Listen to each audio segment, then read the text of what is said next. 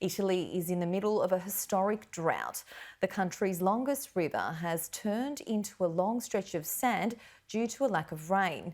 The situation is having far-reaching impacts to Italian residents and businesses.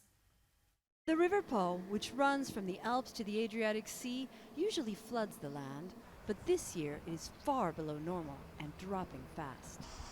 The river is the longest in the country, some 650 kilometers, and whole regions rely on it for hydropower and transport. 30% of Italy's food is produced on agricultural land that lies on either side of this river. And the area is suffering the worst drought in more than 70 years. The situation is the same across northern Italy, where some communities are already rationing water. Here on Simone Minelli's dairy farm, things are dire. As he watches the water level of the Po River drop, he worries about the future of this family farm. He's fearful he will have to cut the size of his herd. We'll see. We are living day by day.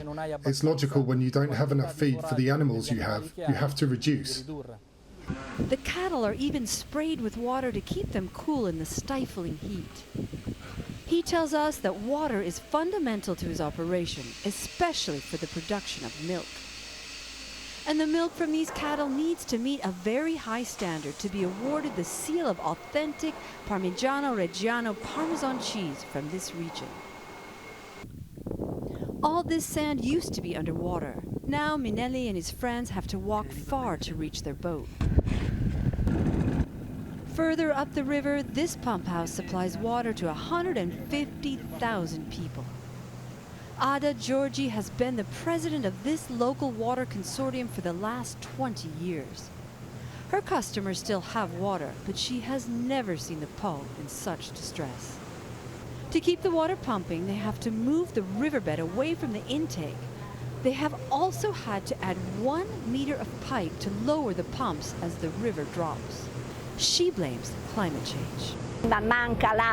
We are missing rain, there's no snow, there are high temperatures. This creates the famous perfect storm, and we are in an extreme crisis. And the forecast doesn't look good. For centuries, people who lived along this mighty river feared it would destroy their crops and homes. Now they fear it will disappear entirely.